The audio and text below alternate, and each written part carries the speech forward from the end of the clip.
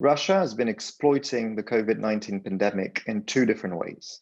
The first way is what I would call pandemic exploitation in the early phases of COVID-19 last year. Moscow used the pandemic as a springboard for information warfare and information manipulation operations.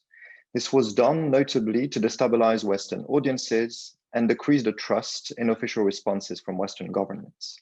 These scaremongering tactics also presented Russia in a much better light internally in terms of the number of cases or the mortality rate of the virus, for instance.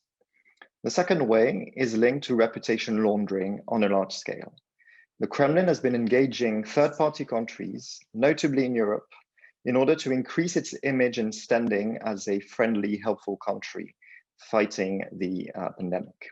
We can cite, for instance, cases of face mask diplomacy when Russia sent medical assistance to Italy and Serbia last year.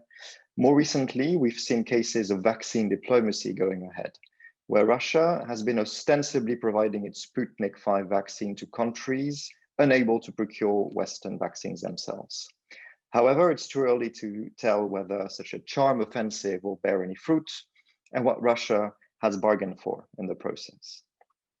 To address this issue, and in terms of resisting the onslaught of information warfare, we can take the COVID-19 analogy. We cannot completely get rid of information manipulation, which means that we have to learn with it and possibly become immune to it.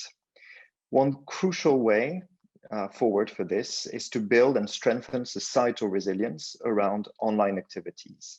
This can be done, for instance, by helping information consumers to better decipher and systematically interrogate their information environment with a critical eye.